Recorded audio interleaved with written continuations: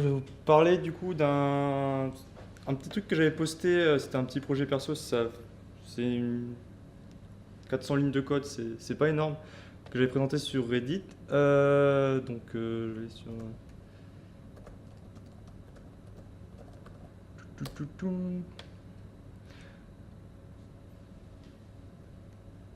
Le dernier. Alors le but, c'était un petit débat qu'on croisait par exemple récemment avec Jonathan Blow qui présentait son nouveau langage, le Jai, donc qui bosse un peu dessus. Il parlait par exemple des avantages qu'il y avait entre son langage et le C++ parce qu'il était un peu vénère contre le C++. Il disait par exemple le fait en développement de jeu, parfois on a besoin de changer la façon dont sont gérés les objets en mémoire. Donc typiquement avoir une structure de tableau, ça permet d'avoir des opérations beaucoup plus efficaces qu'en unitaire sur un même tableau. Donc typiquement les opérations peuvent être paralysées avec SIMD et l'accès mémoire peut être mieux suivant la manière dont vous accédez aux objets. Et à l'inverse, on peut avoir, ça c'est la manière plus classique, d'avoir un tableau de structure. Donc ça c'est comme un vecteur de n'importe quel objet. La manière la plus classique de manipuler les objets, mais ça veut dire que typiquement si vous voulez itérer sur vos objets pour accéder à un seul de leurs champs, c'est pas opti parce qu'au niveau déjà du cache, vous allez tout charger en mémoire d'affilée, juste pour lire un champ, c'est pas fou. Et si vous vouliez paralléliser vos opérations avec SIMD, par exemple pour additionner plusieurs int à la fois, encore une fois c'est pas de chance, à cause de la façon dont les éléments sont rangés en mémoire, ça va bloquer ces opérations. Donc le Jai, à la base, il disait je vais essayer d'implémenter quelque chose qui nous permet de passer d'un modèle à l'autre. C'est-à-dire, d'un point de vue assez haut niveau, on manipulera des structures d'objets comme des objets contenant chacun un tableau. Qu'est-ce que je dis? Non. On peut manipuler des tableaux contenant des objets de la même manière qu'un objet contenant plusieurs tableaux de la même façon, de façon au niveau, mais en mémoire, ce sera mélangé de façon différente. En C++, au niveau du langage, on n'a rien pour permettre ça a priori. Et donc je me suis dit, je vais tester un petit projet pour voir jusqu'où je peux aller pour proposer une interface assez similaire et changer de l'un à l'autre assez rapidement. Donc j'ai fait SOA Vector. Le but... Ok, nickel. Est-ce que c'est zoomé? Oui, c'est assez zoomé. Donc c'est en CPP 17. Et le but, c'est simplement... Le mieux, c'est de regarder un peu l'exemple de base, c'est-à-dire on a une structure. Je veux bien que tu zoomes un peu plus, s'il te plaît. Zoom, ok. C'est comme un iPhone, tu... Ok.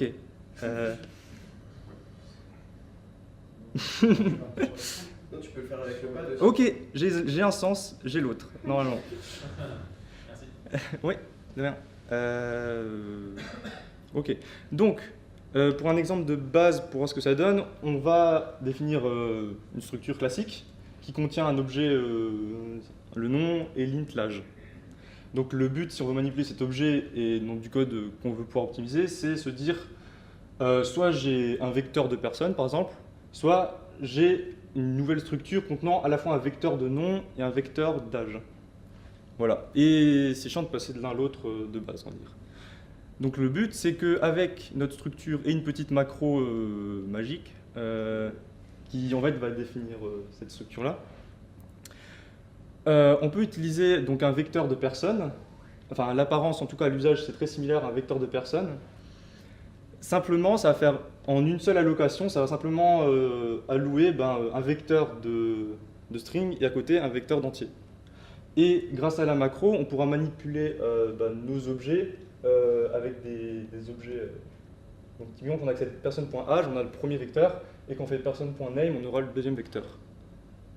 Et donc voilà, la manipulation, elle se fait un peu comme un vecteur normal, typiquement pushback jack 35. Sous les bois, je n'ai pas l'expression française, un peu en caché, ce que ça va faire, c'est que ça... Derrière la capuche. Voilà.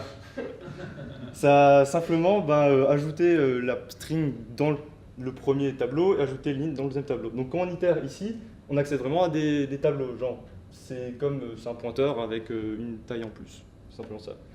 Donc voilà, c'est une façon de manipuler, on a l'impression de manipuler un vecteur de personne, alors qu'en fait on manipule deux tableaux, un avec des noms et un avec des entiers. Voilà le but. Voilà. fini.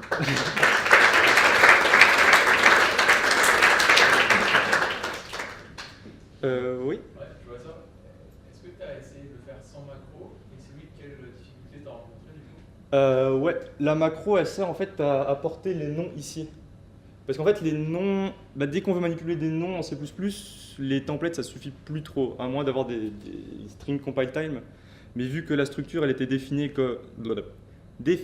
comme n'importe quelle structure, récupérer les noms pour les accrocher à un nouveau type, c'était plus trop possible. Du coup, la macro, elle sert à ça en fait. Et en même temps, ça permet de donner les infos pour savoir la façon dont est rangée la structure. Voilà. Est-ce que tu as envisagé de passer plutôt par des itérateurs, un peu dans des matrices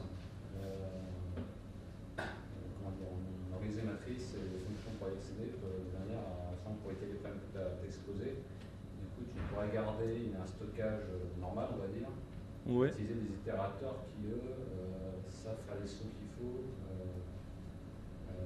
Parce qu'en fait, les strings, en fait, tu as des numbers avec certains intérieurs, de toute façon, tu as une interaction qui se fait. Donc, ton objet string est finalement aseptique.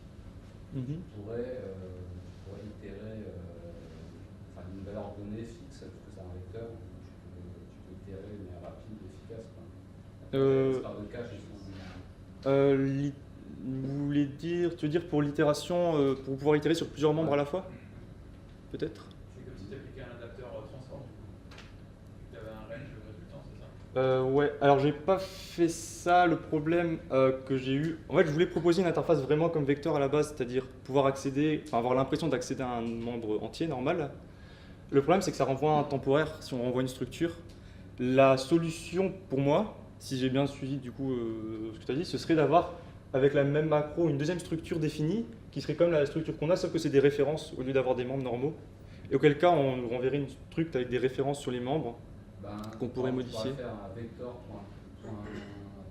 Ouais. Personne, ouais, non, là, je pense qu'on pourrait faire personne.edge.begin, ça te renvoie un itérateur. Chaque fois que tu l'incrémentes, ça se place comme il faut dans une sorte de matrice. En fait, c'est ça, c'est une sorte de matrice.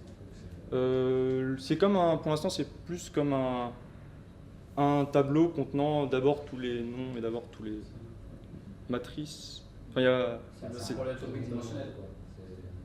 C'est une solution bidimensionnelle. Ah oui, ok. Les types d'un côté et puis les noms de l'autre. Ok. Oui, pour l'instant. Je ne sais pas si c'est plus performant ou pas. Moi, je pense que le but du truc, c'est justement d'avoir vraiment tout en mémoire, enfin, tout contenu en mémoire, ou quand tu tournes sur les images. Je pense que tu peux stocker partout en mémoire, mais comment dire, tu peux parcourir soit d'une manière, traditionnelle, soit de cette manière-là, soit en itérateur, ça te renvoie, tu peux parcourir des données de cache. Ouais, mais du coup, tu as quand même l'âge et le nom qui sont entremêlés. Donc, du coup, si tu es en train d'itérer sur tous les âges, tu as quand même 2 fois plus de cache miss que. Effectivement. C'est pour ça que je parle des petits objets. Ouais. Et Sébastien, ce dont tu parlais, c'était pas de faire comme un transform adapteur. C'est toi qui as posé la question, c'est Sébastien pour toi, n'est-ce pas? Moi, non, c'est ça. C'est pas du coup, ce que tu dis, c'est pas l'équivalent de faire un transform adapteur. J'ai fait à la collection personne et mettre ça dans la range for all. Non, mais ça sort pas. Ouais, l'utilisation, ça ressemble à ça, ouais. Si en fait, là, imaginons j'ai écrit tout ça avec ta lib, Ouais. je me rends compte qu'en fait, finalement, je veux faire l'inverse. Je vais permuter mon truc, quoi. Je vais faire finalement une vraie liste de personnes. Ouais.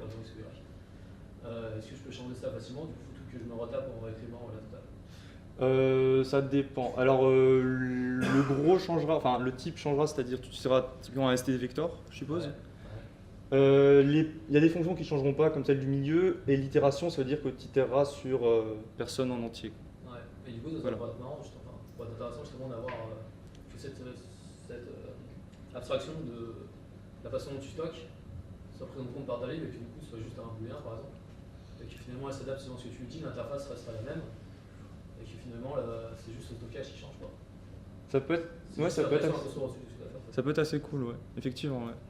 Parce que finalement, des fois, tu te rends compte trop tard que t'as fait ton truc et tu te rends compte finalement que là, en fait, il faut admettre. Après, ça changerait. Le seul problème, ce que je vois, c'est que même si on garde le même type, les for loops, à mon avis, on les utiliserait pas de la même façon. Enfin, t'empêches. Mais Avec les itérateurs dont on parle, par exemple, tu peux t'en sortir. Mais ouais, enfin. ouais, vas-y. Je pense que ce code-là, il prend en lien avec la feature de structure binding en C++17. Parce que si tu veux du coup énumérer toutes les personnes, bah, tu bindes tous les champs sur la partie code en for loop et tu zips des itérateurs à droite sur personne âge, personne name, et personne peut-être d'autres champs. Et du coup, tu énumères sur toutes les personnes par défaut et tous les champs de toutes ces personnes. C'est juste que tu dois les énumérer. ouais, effectivement, avec un zip et après derrière déstructuré, ouais, effectivement, ça devrait marcher bien. Avec un tube, tu gardes ça permet de savoir tes références, mais tu n'as pas de copie. Je pense que c'était très très bien. Ouais, effectivement, ouais. Ça peut être cool. Tu prends range zip, bref, tu fais de range V3, tu fais un truc un peu pareil. C'est pas très très compliqué. Ouais. Mais le but d'avoir une structure comme ça, normalement, c'est pas justement d'utiliser deux membres ensemble, mais si, avec ça, avec ta lib là, du coup, ça devient beaucoup plus rapide d'itérer sur un membre particulier ou sur une liste de structures. Par contre, ça devient moins rapide quand tu veux itérer sur des structures que tu as besoin de plusieurs membres. Ouais, effectivement, ça dépend vraiment de ton usage. Hein. C'est pas plus rapide dans tous les cas, ça peut pas vraiment l'être, je pense. Le seul moyen où ça pourrait être plus rapide, même si tu accèdes à plusieurs trucs, c'est parce que comme les trucs qui sont à côté, même si niveau mémoire ça peut être un peu moins, ça permet quand même de paralléliser les opérations, vu que tu as les mêmes champs à côté.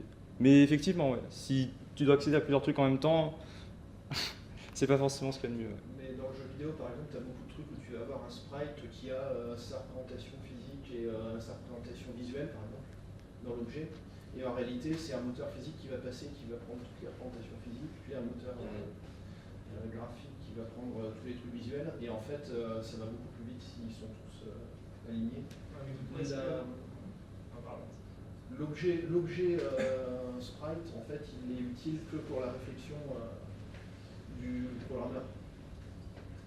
Et par contre, pour la machine, c'est finalement le vecteur de tous les trucs physiques qui l'intéressent. Ah, mais justement, ce qu'on apprend dans les jeux vidéo, c'est plutôt d'avoir, par exemple là, tu vas avoir une entité sprite qui pointe vers donc la représentation physique et la représentation visuelle, mais par contre elles sont stockées dans des structures alignées avec les autres, et du coup, ça n'a pas trop de sens d'avoir une structure qui contient les deux.